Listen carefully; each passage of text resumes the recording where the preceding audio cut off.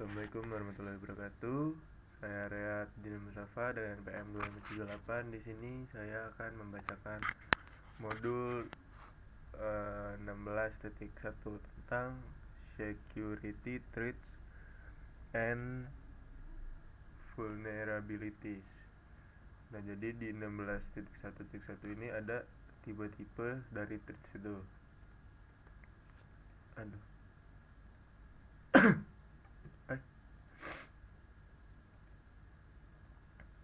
Nah, jadi jaringan komputer berkabel dan nirkabel itu sangat penting untuk aktivitas sehari-hari. Individu dan organisasi bergantung pada komputer dan jaringan mereka, dan intrusi oleh orang yang tidak berwenang dapat mengakibatkan gangguan jaringan yang mahal dan hilangnya pekerjaan. Jadi di sini ada jenis-jenisnya. Ancaman apa aja sih yang bisa terjadi di dunia kayak dunia komputer ini? Yang pertama di dunia informasi. Nah, yang pertama ini ada pencurian informasi, yaitu tindakan membobol komputer untuk mendapatkan informasi rahasia seperti identitas kita gitu, dan dapat digunakan untuk berbagai tujuan. Nah, misalnya kita di masa depan jadi manajer di suatu perusahaan gitu, kita dibobol gitu informasi kita, kan itu bisa ngerugiin pekerjaan kita, sama perusahaan juga bisa bisa mendapatkan kerugian juga karena data-data yang ada di saya bisa hilang sama diambil sama orang gitu. Terlihat seperti data penelitian dan pengembangan ya. Lalu ada kehilangan dan manipulasi data. Jadi ini tuh kayak dia tuh bisa memanipulasi data itu, kayak misalnya seharusnya membobol komputer untuk menghancurkan atau mengubah catatan Anda. Jadi kehilangan data ini ya, dia tuh dikirimin virus yang memformat ulang hard drive komputer. Jadi hard drive-nya itu bakalan kayak keresar ulang. Jadi datanya itu bakal hilang semua kan kalau di reser ulang itu. Nah, kalau yang manipulasi data ini, dia dibobol di sistem pencatatan, kayak misalnya kita di Word gitu. Nah, itu Word-nya itu bisa dimasukin sama orang lain dan diubah informasi-informasi di dalamnya. Lalu ada pencurian identitas. Nah, ini sudah saya katakan tadi ya, kayak ada identitas kita ya penting gitu, kayak tentang ya ini misalnya bank diambil kan informasinya, dia bisa pakai kartu kita. Nah, lalu ada gangguan layanan, discover service. Dia ini apa ya, sabar, dia tindakan yang mencegah pengguna sah mengakses layanan yang menjadi hak mereka. Jadi dia tuh misalnya kayak harusnya dia bisa, jadi nggak bisa gitu ya kayaknya. Oke, habis itu langsung lanjut ke 16.1.2. Ada types of vulnerabilities atau jenis kerentanan. Jadi kerentanan itu tingkat kelemahan dalam suatu jaringan atau perangkat. Nah, tingkat kerentanan itu tergantung pada router, switch, komputer, desktop, server, dan bahkan perangkat keamanan. Biasanya perangkat jaringan yang diserang adalah titik akhir seperti server dan komputer desktop. Nah, jadi di sini ada contoh-contoh kerentanannya. Kelemahan protokol TCP atau IP. Di sini ada keterangannya ya. Terus ada kerentanan kelemahan sistem operasi, terus ada kelemahan peralatan jaringan, lalu ada kerentanan konfigurasi, yaitu unsecured user akun, kayak akunnya itu yang tidak aman. Terus akun sistem dengan kata sandi yang mudah ditebak, misalnya kayak saya ngasih password saya tuh Rehat 123 gitu. Nah itu kan kayak gampang ditebak. Lalu layanan internet yang salah konfigurasi, lalu pengaturan default yang tidak aman di dalam produk, lalu peralatan jaringan yang salah konfigurasi, lalu ada kerentanan kebijakan. Nah, kerentanan kebijakan ini kurangnya kebijakan keamanan tertulis, lalu ada politik, lalu ada kurangnya kontinuitas autentikasi, lalu kontrol akses logis tidak diterapkan, lalu instalasi dan perubahan perangkat lunak dan perangkat keras tidak sesuai dengan kebijakan, lalu ada rencana pemulihan bencana ada. Oke, langsung lanjut ke chapter yang 16.1.3, ada physical security.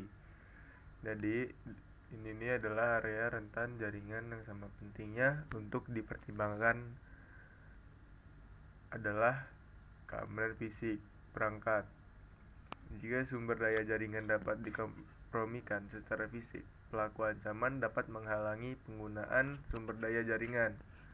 Nah, ini ada contoh-contoh kategori ancaman fisik ya. Di sini ada ancaman perangkat keras, termasuk ini dia tuh kalau ancaman perangkat keras ini masuknya ke kerusakan fisik pada server, router, switch, dan instalasi kabel dan workstation. Lalu ada ancaman lingkungan.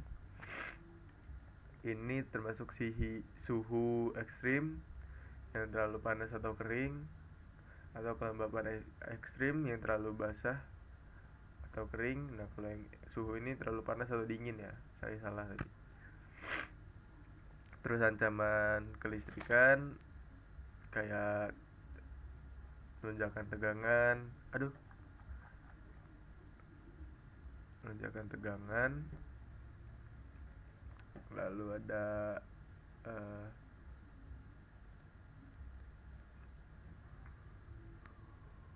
tegangan suplai tidak mencukupi, daya yang tidak terkondisi atau gangguan, dan kehilangan daya total. Lalu ada ancaman pemeliharaan.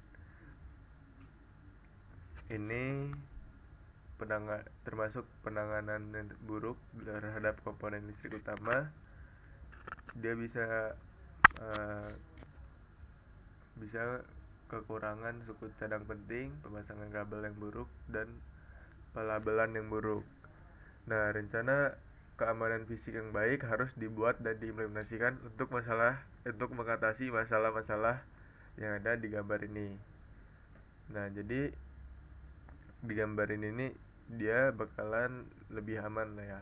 Nah, contohnya ini di sini ada AC, terus ada pintu yang terkunci, lalu ada pintu lagi. Jadi ruang komputernya ini aman. Ini ya. Apa ini? Ini gak sih? Nah, pokoknya terapkan pengamanan fisik untuk membatasi kerusakan pada peralatan. Nah,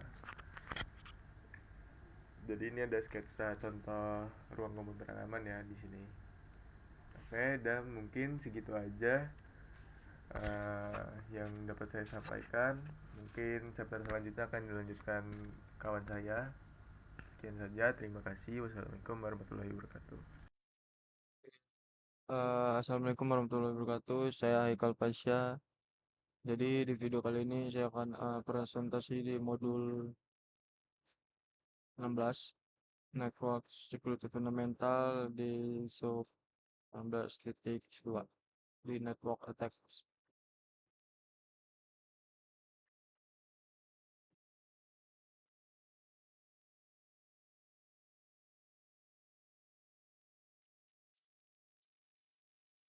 Di Network Attack ada serangan jaringan di 2.1 jenis-jenis malware.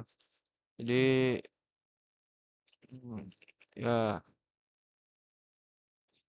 pertama, malware adalah singkatan dari malicious software atau perangkat lunak berbahaya. Ini adalah kode atau perangkat lunak yang dirancang khusus untuk merusak, mengganggu, mencuri, atau melakukan tindakan buruk atau ilegal pada data host atau jaringan. virus, worm, dan Trojan horse adalah jenis-jenis malware. Yang pertama, virus. Virus komputer adalah jenis malware yang menyebar dengan menyisipkan salinan dirinya sendiri ke dalam dan menjadi bagian dari program lain. Virus menyebar dari satu komputer ke komputer lain, meningkatkan infeksi saat ia berpindah. Tingkat keparahan virus dapat bervariasi mulai dari efek yang sedikit mengganggu hingga merusak data atau perangkat lunak dan menyebabkan kondisi penolakan layanan DOS. Hampir semua virus terlampir pada file yang dapat dieksekusi, yang berarti virus mungkin ada di sistem tetapi tidak akan aktif atau dapat menyebar sampai pengguna menjalankan atau membuka file atau program host yang berbahaya. Ketika kode host dieksekusi, kode virus juga dieksekusi. Biasanya, program host tetap berfungsi setelah virus menginfeksinya. Namun, beberapa virus menimpa program lain dengan salinan dirinya sendiri, yang menghasilkan program host sepenuhnya. Virus menyebar ketika perangkat lunak atau dokumen yang terlampir padanya ditransfer dari satu komputer ke komputer lain. Menggunakan jaringan, disk, berbagi file, atau lampiran email yang terinfeksi.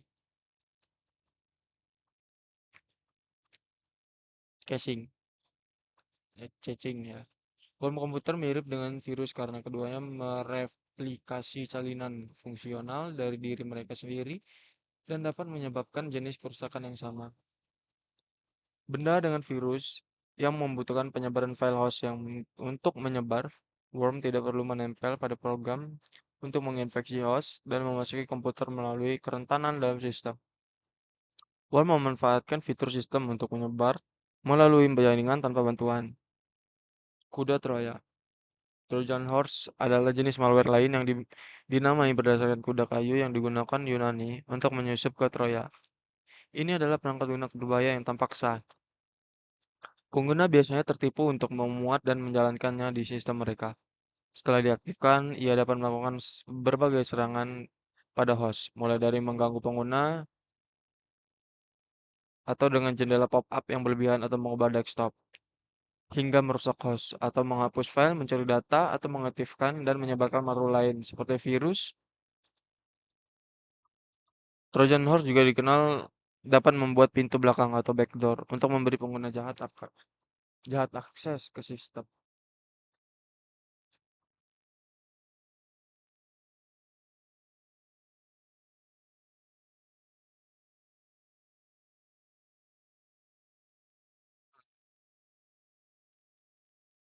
Oke, selanjutnya serangan pengintaian. Selain selain serangan kode berbahaya, jaringan juga dapat menjadi sasaran berbagai serangan jaringan. Serangan jaringan dapat diklasifikasikan menjadi tiga kategori utama, yaitu pertama serangan pengintaian, penemuan dan pemetaan sistem, layanan atau kerentanan. Lalu serangan akses, manipulasi data, akses sistem, atau hak akses pengguna tanpa izin. Lalu penolakan layanan, penonaktifan, atau kerusakan jaringan, sistem, atau layanan. Untuk serangan pengintaian, pelaku ancaman eksternal dapat menggunakan alat internet, seperti utilitas, NSLookup, dan WOIS, untuk dengan mudah menentukan uang alamat IP yang ditugaskan ke perusahaan atau entitas tertentu. Oke, lanjut serangan akses. Serangan akses mengeksplorasi kerentanan yang diketahui dalam layanan autentikasi, layanan FTP, dan layanan web untuk mendapatkan akses ke akun web, basis data rahasia, dan informasi sensitif lainnya. Serangan akses memungkinkan individu untuk mendapatkan akses tanpa izin ke informasi yang tidak berhak mereka lihat. Serangan akses dapat diklasifikasikan menjadi 4 jenis. Pertama, serangan kata sandi, lalu eksploitasi kepercayaan, lalu pengalihan port, dan serangan man in the middle. Oke. Lalu serangan penolakan layanan. Serangan penolakan layanan atau DOS adalah bentuk serangan yang paling banyak dipublikasikan dan termasuk yang paling sulit untuk dihilangkan. Namun, karena kemudahan implementasinya dan potensi kerusakan yang signifikan, serangan DOS layak mendapat perhatian khusus dari administrator keamanan. Serangan DOS memiliki banyak bentuk. Pada akhirnya, serangan ini mencegah orang yang berwenang menggunakan suatu layanan dengan mengonsumsi sumber daya sistem. Untuk membantu mencegah serangan DOS, penting untuk selalu memperbarui sistem operasi dan aplikasi dengan pembaruan keamanan terbaru. Oke, oke, jadi itu saja presentasi dari saya. Cukup. Saya akhiri. Wassalamualaikum warahmatullahi wabarakatuh. Assalamualaikum warahmatullahi wabarakatuh. Perkenalkan, nama saya Dina Septiani, NPM 2578208. Di video yang kali ini saya akan presentasikan modul 16 bagian Network Attack Mitigation.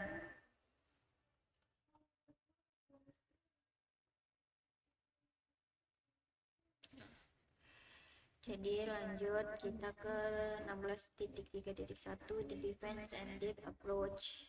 Jadi ini pendekatan pertahanan. Jadi untuk di sini to mitigate network attacks, you must first secure device including router, switch, server, and host. Jadi untuk mengurangi serangan jaringan, kita itu harus terlebih dahulu mengamankan perangkat yang termasuk router, switch, server, dan host. Kemudian di sini most organization employ a defense in-depth approach. Jadi sebagian perusahaan atau organisasi itu juga dia menerapkan pendekatan ini untuk keamanan. Kemudian di sini ada gambar di mana terdapat beberapa perangkat dan layanan keamanan yang telah diimplementasikan untuk melindungi pengguna dan asetnya dari ancaman TCP atau IP.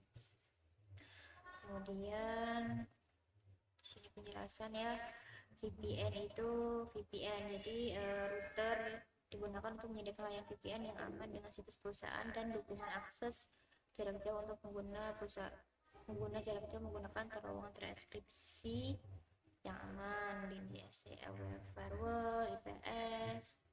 Oke, lanjut ke 16, keeps backup atau membuat cadangan. Jadi melakukan pencadangan konfigurasi dan data itu adalah salah satu cara paling efektif untuk melindungi dari kehilangan sedia data.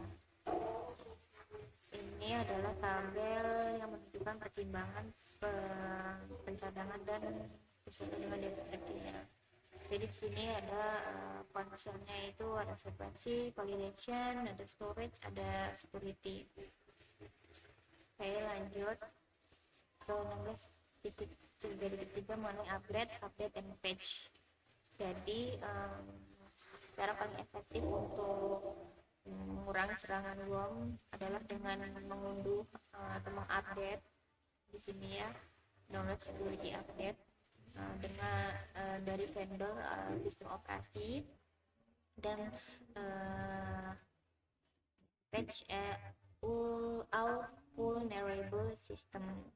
Jadi dia menutup atau menambah semua sistem yang rentan gitu.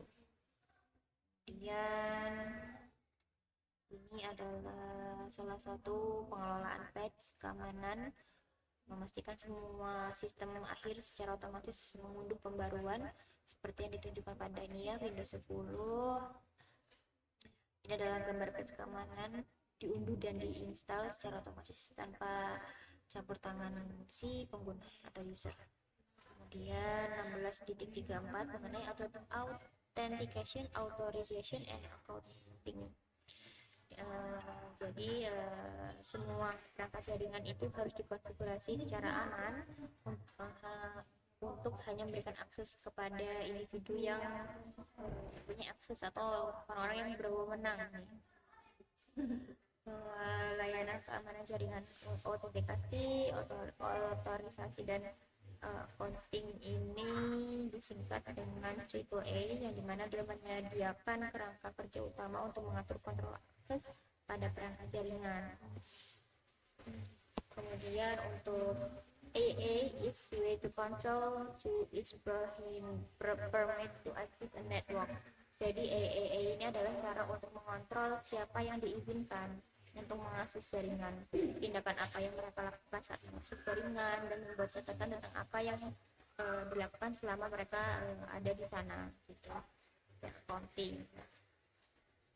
Jadi the concept of AAA is similar to the use of a credit card. Jadi konsep AAA ini tuh mirip dengan penggunaan kartu kredit, yang dimana kartu kredit itu kan mengidentifikasi siapa yang dapat menggunakannya, berapa banyak yang dapat dibelanjakan oleh pengguna, kemudian mencatat barang apa saja yang dibeli, kayak gitu kurang lebihnya cara kerjanya. Lanjut ke firewall. Jadi apa sih itu firewall? Di sini dijelaskan kalau firewall itu adalah salah satu alat keamanan paling efektif yang tersedia untuk melindungi pengguna dari ancaman eksternal. Jadi firewall itu melindungi komputer dari jaringan dengan mencegah lalu lintas yang enggak diinginkan itu masuk ke jaringan internal. Jadi firewall itu berada di antara dua jaringan atau lebih. Dia bisa mengontrol lalu lintas di antara jaringan tersebut dan membantu mencegah akses yang tidak sah. Misalnya di topologi ini itu menggambarkan bagaimana firewall itu memungkinkan lalu lintas dari host jaringan internal untuk keluar dari jaringan dan kembali ke jaringan dalam. Topologi bawah ini menggambarkan bagaimana lalu lintas yang dimulai oleh jaringan luar, yaitu internet itu ditolak aksesnya ke jaringan internal. Lanjut kita ke 1636 mengenai jenis-jenis firewall ya. Jadi di sini firewall itu hadir dalam berbagai bentuk. Di sini tekniknya meliputi paket filtering, yang dimana itu tuh mencegah atau mengizinkan akses berdasarkan alamat IP atau MAC. Kemudian ada application filtering, yang dimana dia itu mencegah atau mengizinkan akses jenis aplikasi tertentu itu berdasarkan port. Kemudian penyaringan URL itu mencegah atau mengizinkan akses ke situs berdasarkan URL atau kata kunci tertentu. Kemudian stateful packet inspection, itu paket yang masuk harus merupakan respon yang sah terhadap permintaan dari host internal. Lanjut kita ke 1637 mengenai endpoint security. Jadi ini adalah keamanan titik terakhir. Di sini endpoint or host is in individual computer system or device that acts is a network client. Jadi endpoint atau host adalah sistem komputer atau perangkat individual yang bertindak sebagai klien jaringan. Jadi endpoint itu umumnya meliputi laptop, desktop, server, smartphone, tablet gitu. Jadi endpoint itu adalah barang terakhir yang kita gunakan, intinya dia output terakhir ya, contohnya laptop, handphone gitu. Lanjut kita ke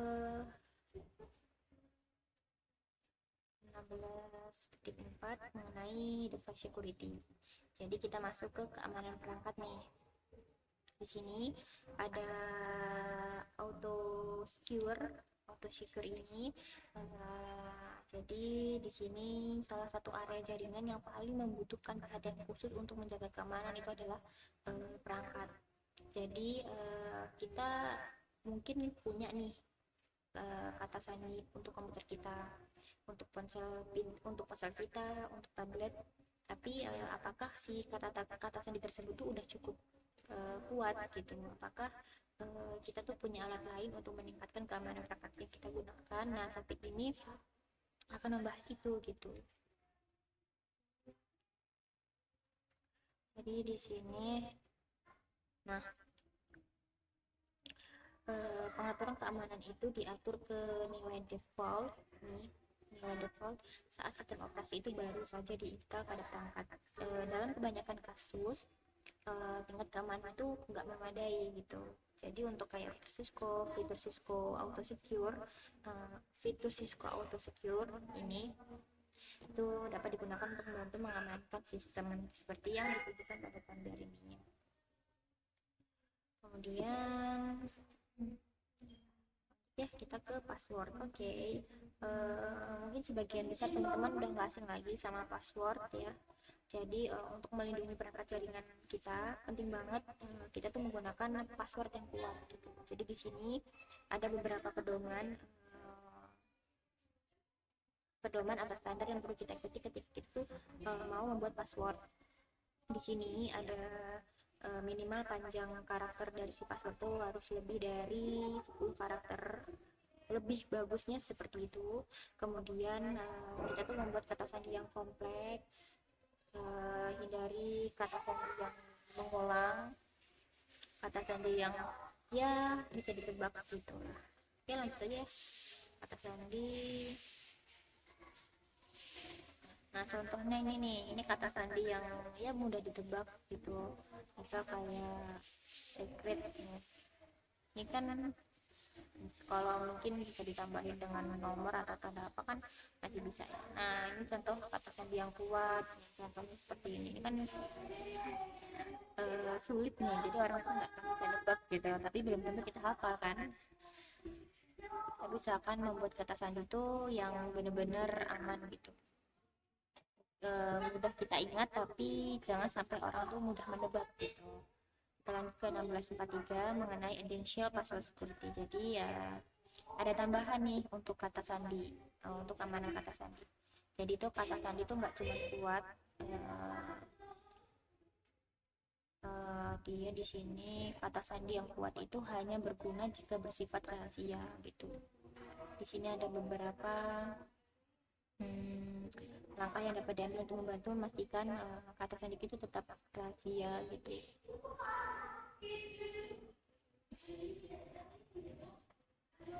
Nih contohnya kalau kita menjalankan perintah Cisco Packet Tracer kan biasanya kita tuh kayak menggunakan perintah service password encryption. Nah, ini juga salah satunya cara memastikan kalau si kata sandi kita tuh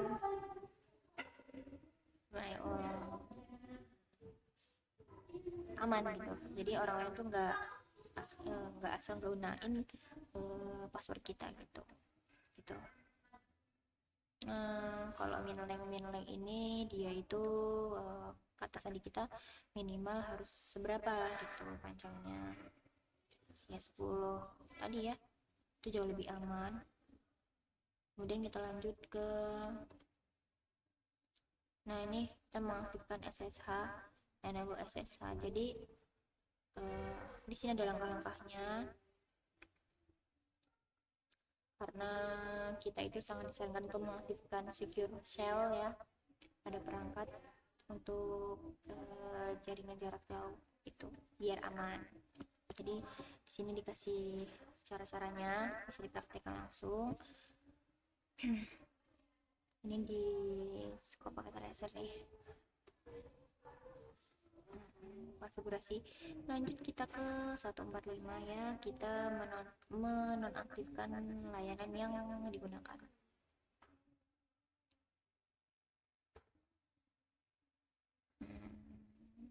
Nah, kita di sini diperlihatkan perintah show IP ports all.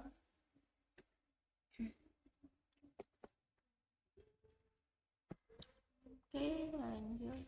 Oke, udah selesai. Cukup sekian video presentasi modul 16 dari saya mengenai device security dan tadi network attack mitigation. Saya akhiri. Wassalamualaikum warahmatullahi wabarakatuh.